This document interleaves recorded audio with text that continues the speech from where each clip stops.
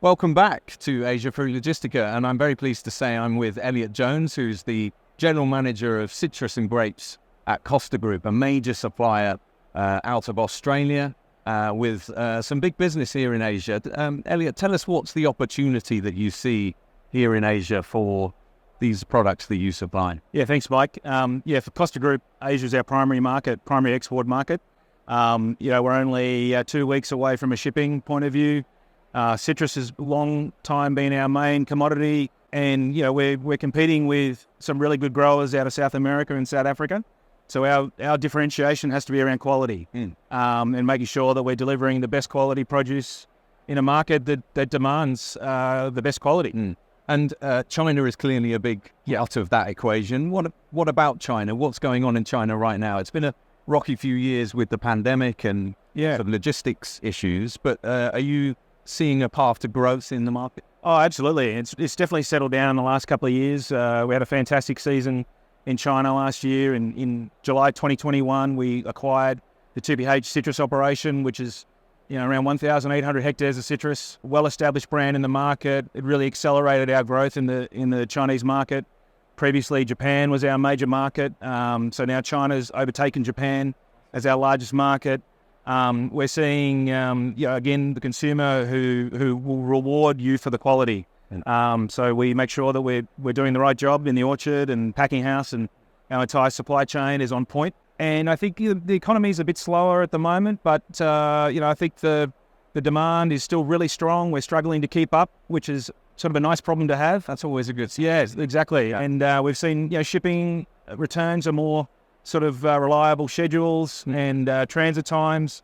So our customers aren't getting as frustrated anymore with that issue. So less to think about. What about elsewhere in Asia? Are there other markets that you see as kind of new avenues for potential growth in future?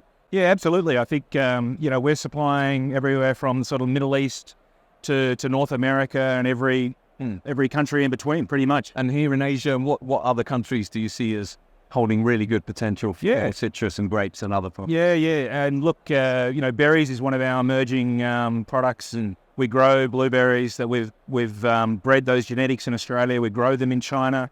We grow them in Morocco. We grow them in Australia. So that's also part of this growth story around the Asian market for us.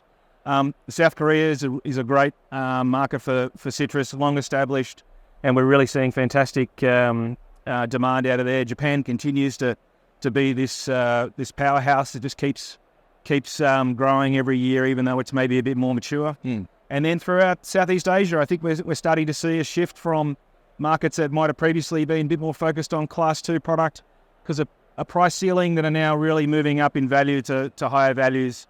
They want more Class 1 product.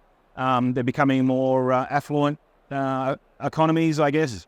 And with that, we're trying to keep it up to everybody. That's really interesting. Now, I wouldn't be any kind of journalist if I didn't mention the fact that there's a talk of a takeover around Costa. I know you can't make any comment on that at the moment, but that does sort of raise the question, well, what kind of company would a potential buyer be buying into? And if you look at the range of products, it seems like you've added berries to some great success in the last decade, products like avocados, which are up and coming as well.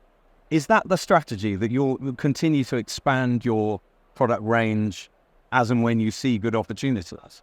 Well, you're right. I can't make any comment about that. But I think, at Costa, we've been very clear around our strategy around core categories, and we haven't deviated from that really for the last sort of 15, 16 years. And we continue to invest in those core categories. We see great growth potential.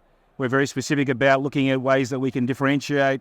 We don't want to be in the commodity game, so it's either through quality or genetics or market opportunities. So, that strategy has held well to date and is very much still the focus now. And what can we expect from Costa Group in 10 years' time? Will it be an even greater spread of markets, an even greater portfolio of products?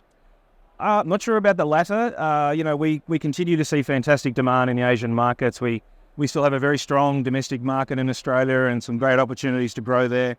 But we're very excited about the export story. Like I said before, amongst a number of those countries in Asia, we're struggling to keep up with demand at the moment. So I guess we'll continue to sort of see the rise of these economies and and preference for high quality, more reliable product, which is what we need to do a very good job with, because we have some great competitors out of other countries that are producing it for a lot lower cost than we are.